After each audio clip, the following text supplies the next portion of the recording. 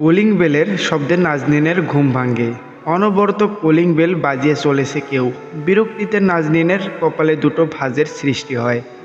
গায়ে ওড়না চাপিয়ে দ্রুত গতিতে এগিয়ে যায় সদর দরজার দিকে। স্বভাব অনুযায়ী নাজনীন দরজা খোলার আগে আই হলে চোখ বুলিয়ে নেয় একবার। রাজন এসেছে। দরজা খুলতেই রাজন ভেতরে প্রবেশ করে। গোটা একটি রাত ঘরে স্ত্রী রেখে বাড়ির বাইরে কাটিয়ে এসেও রাজনের মধ্যে কোনো অস্বস্তি জড়তা দেখতে পেল না নাজনীন। ফজরের নামাজ শেষে নাজনীনের প্রতিদিনকার রুটিন ছিল সকালে রাজনের জন্য নাস্তা তৈরি করা। আজও ব্যতিক্রম হয়নি। নাজনীন নাস্তা তৈরি করেছে পরোটা, ডিমের অমলেট আর মিক্সড সবজি ভাজি। বিয়ের পর যবে থেকে রাজনের সঙ্গে একত্রে থাকা শুরু করছিল তখন থেকেই তার হাতের নাস্তা খেয়ে রাজন অফিসে যেত রোজ। অথচ আজকের চিত্রপট ভিন্ন। রাজন সময় নিয়ে অফিসের জন্য তৈরি হয়ে নাস্তা না খেয়েই বেরিয়ে পড়ল। শুধু যাওয়ার আগে বলে গেল, আজ নাস্তা করব না। অনেকগুলো দিন ধরে তারা সকাল আর রাতের খাবারটা মুখোমুখি চেয়ারে বসে খায়। আজ সে রুটিন বদলে গেল।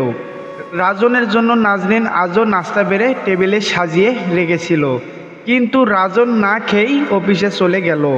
নাজনীন কোনো রকম উচ্চবাচ্য করল না। অশ্রুসিক্ত চোখে নিজের খাবারটা শেষ করলো। রাজনের জন্য বাড়া খাবার একটি বক্সে ভরা। বাসার সামনে আশ্রয় নেওয়া সদ্য মা হওয়া কুকুরটাকে দিয়ে এলো। রাজনের জন্য আজ টিফিন বক্স ভর্তি করা নানান পদের খাবার এসেছে। নাজনীনের সন্দেহই সঠিক। তবে মেয়েটি নিচের শ্রেণীতে কাজ করে, রেস্টুরেন্টের এক কর্নারে বসে আয়েশ করে রাজন খাবার খায়। আরেকটু দেই বলে আরেকটু লুচি আর খাসির গোস্ত তুলে দেয় রাজনের প্লেটে। মেয়েটি খাবার মাঝেই শুধায়, ওদিকে সব ঠিকঠাক তো? কিছুটা রাজনের ছোট উত্তর মেয়েটির বোধহয় পছন্দ হলো না। মনে মনে সে বেজায় বিরক্ত, কিন্তু নিজেকে স্বাভাবিক রেখে পুনরায় জিজ্ঞাসা করলো, কিছুটা মানে কি? মেয়েটি কি রাজি হয়নি? তুমি আমাকে বলেছিলে এ মাসের মধ্যেই বিয়ে করবে। রাজন খাবার রেখে মেয়েটির দিকে তাকায়। বলে, মেয়েটি কাকে বলছো পেয়ালি? সে আমার স্ত্রী এবং সেই সঙ্গে খুব ভালো একজন মানুষ। তাকে সম্মান দিয়ে কথা বলবে। রেগে যায় পিয়ালি।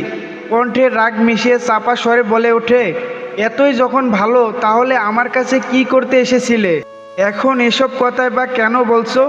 তুমি জানো না কেন তোমার কাছে এসেছি? কে আগে এসেছে, তুমি না আমি? পিয়ালি থতমত খেয়ে যায়। রাজন মুখ খুলতে শুরু করলে পানি অনেক দূরে গড়িয়ে যাবে। পিয়ালি অন্তত চতুর শ্রেণীর মেয়ে। সে রাজনকে সামল দিতে প্রত্যুত্তরে বলে, পুরনো কথা টানছো কেন জান? তোমাকে হারানোর ভয়ে আমি কুঁকড়ে থাকি সারাক্ষণ। আমি তো একা নই বলো। এতবার ঘ্যান ঘ্যান করবে না আমার সামনে। এত অশান্তি নিয়ে বেঁচে থাকা যায় না। আর হুটহাট দেখাও করতে চাইবে না। যখন বলছি বিয়ে করব, করবই। তুমি যাও এখন। অফিসে হুটহাট আমার ডেস্কে চলে আসবে না। চোখে লাগে। আচ্ছা যান। রাজন কপাল কুঁচকে ফেলে। এই মেয়েটির নেকামো সে একদম পছন্দ করে না, কিন্তু ফ্রিতে ফায়দা লুটতে গিয়ে এমন ফাঁদে পড়েছে। চাইলেও বেড়ানোর উপায় নেই। অগ্রতা সারা জীবন সহ্য করতে হবে। রাজন হাত ঘড়িতে সময় দেখে তড়িঘড়ি করে উঠে দাঁড়ায়।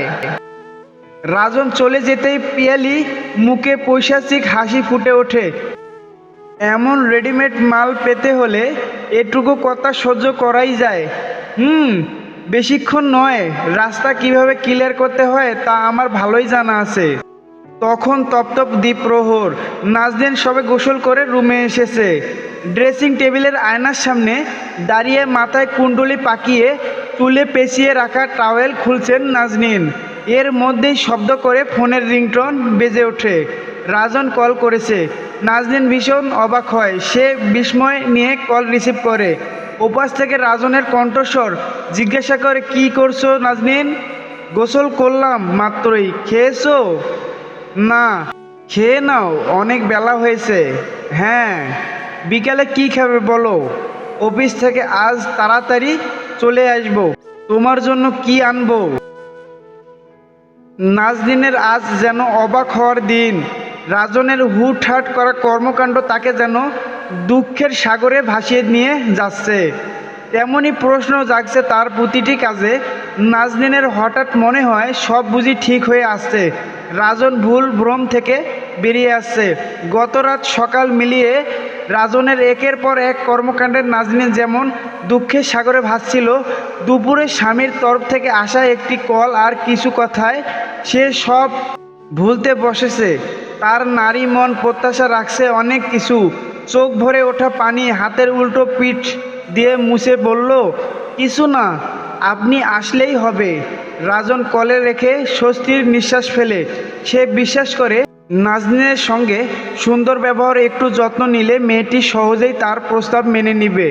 ফলে সে স্বাভাবিকভাবে দুটো স্ত্রী নিয়ে সংসার করতে পারবে। জটিলতা আছে অনেক, কিন্তু সহজ হয়ে যাবে। রাজনের স্বার্থপর ভাবনা চিন্তায় বিঘ্ন ঘটল নাজনীনের বাবা এবং ভাইয়ের ফোন কলে। শ্বশুরের তরফ থেকে ভালো করে বুঝবাক্য আসলেও নাজনীনের ভাইকে কঠিন স্বরে তার সঙ্গে কথা বলেছে, এমনকি হুমকিও দিয়েছে। বোনকে কষ্ট দিলে জেলে পচিয়ে মারবে। নাজনীনের পরিবার ঢাকায় স্থানীয় একটি গ্রামের দিকে। তাদের একতলার ছোট বাড়িটা, শহরে দুটো দোকান। মুদি দোকানে বসেন বাবা আর রড সিমেন্ট দোকানে ওর ভাই। অর্থনৈতিক দিক থেকে বেশ সচ্ছল তারা। যেহেতু স্থানীয়, তাই প্রশাসনিক ক্ষমতা মন্দ হবে না। সে গ্রামের মধ্যবিত্ত পরিবারের মেজো ছেলে। বাবা মৃত আর মা অন্য ভাইয়ের সঙ্গে থাকেন। কাল ভদ্রে তার কাছে এসে কিছুদিন থেকে যান। গ্রামের চাষা ভুষা ভাইয়েরা এসে তার ঝামেলা মাথায় নিতে চাইবে কেন? ভাবতেই রক্ত শূন্য হয়ে গেল রাজনের মুখশ্রী।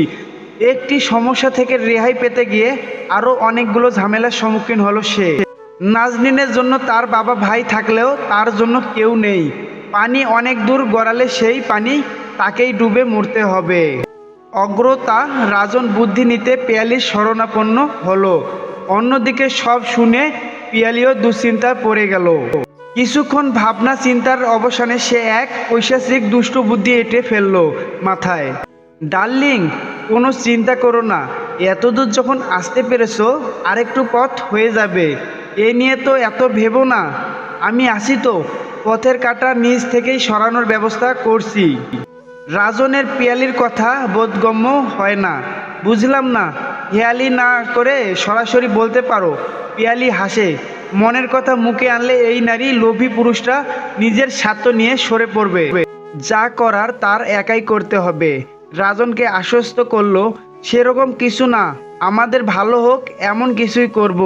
অন্যদিকে বিকেল গড়িয়ে সন্ধ্যা হয়, নাজনীনের অপেক্ষায় অবসান হয় না। নাজনীন খুব সুন্দর একটি শাড়ি পরেছে। ফর্সা গায়ে পার্পেল রঙের শাড়িতে তাকে বেশ মানিয়েছে। কোমর সমান লম্বা চুলগুলো খোপা করেছে।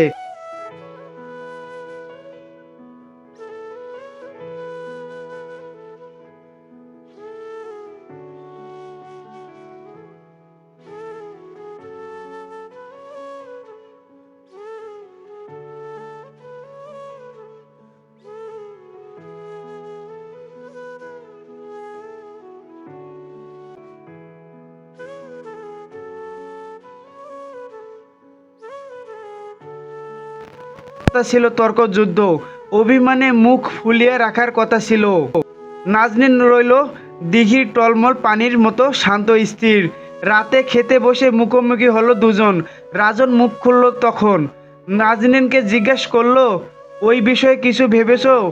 নাজনীন রাজনের চোখে চোখ রেখে প্রত্যুত্তরে পাল্টা প্রশ্ন করলো, কোন বিষয়ে? হেয়ালি করছো কেন? জানো না কোন বিষয়ে কথা বলছি? না। রাজনের মেজাজ দুপুর থেকে উত্তপ্ত। সেই গরম মেজাজে যেন ঘি ঢাললো নাজনীনের না শব্দটি। রাজন চোখ রাঙিয়ে তাকায় নাজনীনের দিকে। চোখ নামিয়ে, আমি এমন কিছু করিনি যার জন্য আপনার চোখ রাঙানো সহ্য করতে হবে। আপনি আমার ধৈর্যের পরীক্ষা নিতে যাবেন না, নিজেই অধৈর্য হয়ে পড়বেন। তাহলে সোজাসুজি উত্তর দিতে পারো না? না, পারি না। আপনি যা শুরু করেছেন তাতে আপনার দুটো মুখ যে পায়ের স্যান্ডেলের আদর থেকে রেহাই পাচ্ছে, তাতেই শুকরিয়া আদায় করুন। রাজন চেয়ার ছেড়ে উঠে দাঁড়ায়। নাজনীন বড্ড বেড়েছে। চিৎকার করে ওঠে, নাজনীন! নাজনীন মাছের কাঁটা বাছতে বেশ স্বাভাবিক ভঙ্গিতে বলল, একদম চিৎকার নয়, আমি এসব পছন্দ করি না। আপনার সাথে খাওয়া শেষে কথা হবে, এখন বিরক্ত করবেন না। খাওয়ার সময় অহেতুক কথাবার্তা ঠিক নয়। নাজনীনের এই অতিরিক্ত কুল স্বভাবটা রাজনের খটকা লাগে। গতরাত থেকে ওর করা কর্মকাণ্ডে অন্য মেয়ে হলে হুলস্থুল পড়ে যেত, অথচ এই মেয়ে একদম নীরব। তার উচ্চ বাচ্চে ও শান্ত রয়েছে। এইসব ভাবনা চিন্তা করতে করতে রাজনের ক্ষুধা মরে গেল। সে আর খেতে পারল না। বেসিংয়ে গিয়ে হাত ধুয়ে সোজা শোবার রুমে চলে গেল। বসে বসে নাজনীনের ফেরার অপেক্ষার প্রহর গুনতে লাগলো। নাজনীন ফিরল মিনিট 10 পরে। এতেই যেন অধৈর্য হয়ে পড়ল রাজন। কিন্তু কথার শুরুটা হলো নাজনীনকে দিয়ে। বলা শুরু করলো, আমি কি দেখতে অসুন্দর রাজন? স্ত্রী হিসেবে আপনার অযত্ন করেছি কখনো? আপনার কষ্ট হবে ভেবে আমার বাবার বাড়িতে গিয়ে 2 দিন থাকিনি পর্যন্ত। আপনার সংসারে আসা পর্যন্ত আমাকে বহু আদেশ নিষেধের মধ্যে রেখেছেন। কখনো সেসব নিয়ে ঝামেলা করেছি? প্রত্যেকটা প্রশ্নের উত্তর চাই আমার। একের পর প্রশ্ন বাক্য ছুঁড়ে রাজনের দিকে উত্তরের আশায় তাকিয়ে রইল নাজনীন। কিন্তু রাজন উত্তর সাজিয়ে উঠতে পারল না। অগ্রতা সে চুপ রইল। কিন্তু নাজনীন তাকে প্রশ্ন করেই চলেছে। চুপ করে থাকবেন না, আমার জবাব চাই রাজন। ঠিক কোন কারণে আপনি আবার বিয়ে করতে চাইছেন? রাজন এবারও চুপ। সে তো আর বলতে পারে না আমি ফ্রিতে মজা লুটতে গিয়ে ফেসে গিয়েছি। বেশ কিছুক্ষণ পরে রাজন মুখ খুলল। দেখো নাজনীন, কথায় কথায় বাড়ে। তুমি ভেবে দেখো, আমি চাইলেই তোমাকে না জানিয়ে বিয়ে করে ফেলতে পারতাম, কিন্তু করিনি। আমি সেটা তোমার মতামত নিয়ে সুন্দরভাবে আরেকটা জীবন শুরু করতে চেয়েছি। তোমার অধিকার ক্ষুণ্ণ করতে চাইনি। এতে আমার দোষটা কোথায় বলো? রাজনের অবান্তর স্বার্থপর যুক্তিতে নাজনীন অট্র হাসিতে ফেটে পড়ে। হাসতে হাসতে মেয়েটি চোখের পানি গড়িয়ে পড়ে গাল বেয়ে বুকে, ভিজিয়ে দেয় পরনের জামার একটু অংশ। হাসি থামিয়ে নাজনীন রাজনকে শুধায়, আমার বুকে ছুরি চালাতে আমার মতামত চাইছেন? কখনো শুনেছেন নিজেকে আঘাত করতে কোন ব্যক্তি অনুমতি দিয়েছে? তাহলে আমার কাছে কোন বুদ্ধিতে মতামত চান?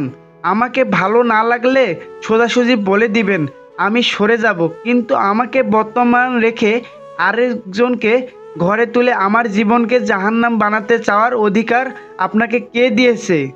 কোন সাহসে আমার সামনে এসব কথা বলেন? রাজন বাক্য হারা। নাজনীনের যুক্তির কাছে সে কুপোকাত। কিন্তু তাকে যে পিয়ালিকে বিয়ে করতেই হবে, না হলে এ জীবন সে চিরতরে হারাবে বেঁচে থাকার অধিকার। রাজন কিছু বলার আগে নাজনীন আবারও বলতে শুরু করলো, একটি সম্পর্কে যখন বীজ বাষ্প ঢুকে তখন সেটি আর ভালো থাকে না। আপনার মনে পছন্দ ধরেছে, ভালো মন্দের তফাৎ নজরে পড়ছে না। আপনার দ্বিতীয় বিয়েতে সম্মতি দিয়ে নিজের জীবনকে বিষাক্ত করার মতো নির্বোধ বোকা মেয়েটি আমি অন্তত নই। আমি নরম বলে কঠিন হতে পারবো না এ আপনি ভাববেন না। সরল তাই জটিল পথে হাঁটতে পারি না এও ভাববেন না। কোনো টক্সিক রিলেশনে থাকার চেয়ে নিঃশব্দ থাকাই শ্রেয়। রাতটুকু সহ্য করুন, ভোরের আলো ফুটুক। আমি এই সংসার ছেড়ে চিরতরে বিদায় নিব। তখন আপনি একটা কেন 10টা বিয়ে করলেও আমার কিছু আসে যাবে না। রাজন কিছু বলার আগেই নাজনীন নিজের কথা শেষ করে পাশের রুমে গিয়ে দরজা আটকে দিল। রাজন অভাবেই কিছুক্ষণ বসে রইল। মুখে প্রশান্তির হাসি ফুটে উঠল। বিড়বিড় করে বলল, যাক বাবা, বাঁচা গেল। ঝামেলা যদি নিজ থেকে বিদায় নেয়, খারাপ কি তাতে? রাজন চতুর প্রজাতির পুরুষ। তার মস্তিষ্ক বলে নাজনীনকে তোর হাত ছাড়া করা উচিত হবে না। অমন রূপে গুণে অনুগত্যে 199 দেওয়া মেয়েটিকে হারিয়ে ফেললে কোথায় পাবি? কিন্তু মন বলে অন্য কথা। পরিস্থিতি তার অনুকূলে নেই। দিশেহারা বোধ করে রাজন ক্রমেই অসহনীয় যন্ত্রণার দিকে এগোতে থাকে সে, যেখান থেকে তাকে উদ্ধার করার মতো কেউ নেই। পিয়ালির সাথে রাজনের সম্পর্ক চাকরি সূত্রেই। ডেস্কে ফাইল আনা দেওয়া, মাঝে মধ্যে সুস্বাদু খাবার এনে খাওয়ানো, বুকের খাজ কোমরের বাঁক দেখিয়ে এক প্রকার পটিয়ে ফেলেছে রাজনকে। শুরুতে রাজন পিয়ালিকে মজা হিসেবে নিয়েছে। হাসি তামাশা থেকে ধীরে ধীরে তার ঘোর বাড়তে থাকে। অন্যদিকে পেয়ালিও যেন এটাই চাইছিল। সে আশকরা দিতে থাকে রাজনকে। রাজন ঘরের মধ্যে চলে যায়। আজ কফি শপে যায় তো কাল রেস্টুরেন্টে, অন্যদিন শপিংয়ে। শেষমেশ সেটা গিয়ে থামলো বিছানায়। যে নারীর প্রতি কোনো রকম দায়বদ্ধতা নেই, যাকে চাইলেই পাওয়া যায়, আবার ছেড়ে দিতেও ঝামেলা পোহাতে হয় না, সেই নারীর শরীরের প্রতি কিছু পুরুষের অসীম লোভ। এ লোভ তারা ছাড়তে পারে না। কিন্তু কোনো রকম দায়বদ্ধতা না থাকলেও একদিন পেয়ালির একটি টেস্টে ধরা পড়ে অপ্রত্যাশিত কিছু। ঝামেলা মনে করে মিটিয়ে ফেলতে চাইলেও পেয়ালি নারাজ। রাজন যতই পেছিয়ে যেতে চায়, পেয়ালি যেন অক্টোপাস হয়ে ততই তাকে পেছিয়ে ধরে। সেই সঙ্গে তাদের আদিম খেলায় মেতে ওঠার উত্তেজনক মুহূর্তের সাক্ষী স্বরূপ ভিডিও ফুটেজ। ব্যাস, আর পালাবে কোথায় রাজন? রাজন পড়েছে উভয় সংকটে। নাজনীন তার এহেন অশ্লীলতা সম্পর্কে কিছুই জানে না। চাইলেই পেয়ালিকে সে ছেড়ে আসতে পারে, তার সুখের সংসার সুখেরই থাকবে, কিন্তু পেয়ালি তাকে এত সহজে ছাড়বে না কেন? নাজনীনকে অবশ্য ছেড়ে দেওয়া যায়, তাহলে বিকল্প হিসেবে পেয়ালিকে পেল, সম্মান বাঁচল। কিন্তু প্রশ্ন থেকে যায়, নাজনীন কি সব জেনেও রাজনের ঘর করত? যে মেয়ে স্বামীর অবহেলা মানতে পারে, দ্বিতীয় বিয়ে মানতে পারে না, সে কিভাবে এহেন অনাচার সহ্য করে সংসার করত? বদ্ধ ঘরে বোবা কান্নায় ভেঙে পড়ে নাজনীন। যার দিকে সুখের আশায় তাকিয়ে থাকি, সেই তার দুঃখের কারণ হয়ে দাঁড়ায়। সাজানো সংসারে আজ সে কেউ না। সে স্পষ্ট দেখতে পেয়েছে রাজনের জীবনে সে কিছুই নয়। তার জন্য লোকটির মনে কোনো অনুভূতি নেই। একটি সম্পর্ক ভাঙ্গা যত সহজ, গড়া যেন ততই কঠিন। নাজনীন চেয়েছিল সম্পর্কটা অটুট থাকুক, তাই তো ধৈর্যের সাথে এতটা সময় রাজনকে বুঝিয়েছে। তার অবহেলায়, কথা দিয়ে কথা না রাখায় নাজনীনকে যেমন ভেতর থেকে ভেঙে দিয়েছে, তেমনি নাজনীনের মস্তিষ্ক তাকে বারবার রাজনকে বোঝানোর পরামর্শ দিয়েছে। আজ সম্পর্ক ভাঙ্গে যাক, কাল দোষারোপ করা হবে তাকেই। তাই তো নাজনীন সব বুঝেও স্বামীর কাছাকাছি যেতে চেয়েছে, তাকে বোঝাতে চেয়েছে। কিন্তু রাজন, সে আজ এতই অন্ধ হয়েছে যে হীরা ফেলে কাজ ধরতে দ্বিধাবোধ করছে না। ভোরের আলো ফুটেছে বেশ খানিকক্ষণ। রাজন অফিসে বেরিয়ে পড়েছে। রাজন যেতেই নাজনীন ব্যাগ গোছাতে শুরু করলো। নেওয়ার মতো শুধু নিজের একাডেমিক কাগজপত্র। রাজনের নেওয়া একটি সুতা নিতেও তার আত্মসম্মানে বাধে। যে লোকটি তাকে বোঝার চেষ্টা করলো না, তার দেওয়া জিনিসপত্র মূল্যহীন ছাড়া আর কিছুই নয়। চোখ ভর্তি পানি নিয়ে নাজনীন যখন নিজেকে মানসিকভাবে প্রস্তুত করেছিল বাসা ছাড়া, তখনই কলিং বেল বেজে ওঠে। একবার নয়, বারবার। নাজনীনের অবুঝ মন বলে ওঠে, রাজন এসেছে তোমাকে ফেরাতে। দ্বিধা নিয়ে দরজা খোলে নাজনীন। আবিষ্কার করে অপরিচিত নারী মুখ।